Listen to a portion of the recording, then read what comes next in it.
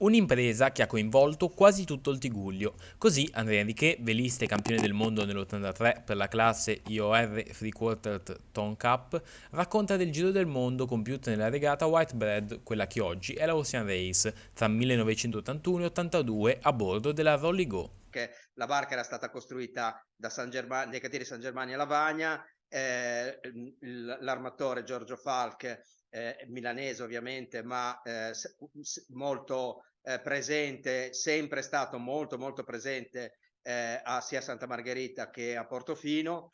La regata si svolgeva in 4 tappe partendo dall'Inghilterra, passando per Sudafrica, Nuova Zelanda e Argentina.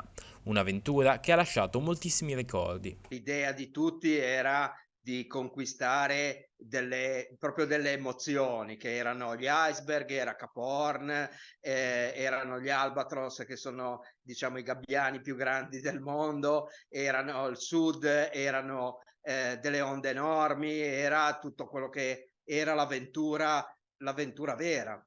C'è un episodio che ricorda particolarmente con piacere di questa avventura? Con piacere, sicuramente Cap Horn è stato un momento pazzesco dal punto di vista emozionale, però anche banalmente si fa per dire la partenza dall'Inghilterra, dove eravamo scortati da veramente migliaia di qualunque cosa che galleggiasse, che ci è tornata, che ci ha accompagnato sulla linea di partenza e sulle prime miglia. Quest'anno la Ocean Race arriva a Genova, un evento importante e che può dare molto al territorio. Spero che possa far venire la voglia a tanti giovani di prendere una passione che può portare a un lavoro, può portare a uno sport, può essere socialmente importante, perché nella vela ci sono tantissimi esempi di progetti sociali che riguardano di inclusione, che riguardano il navigare la vela. Quindi è veramente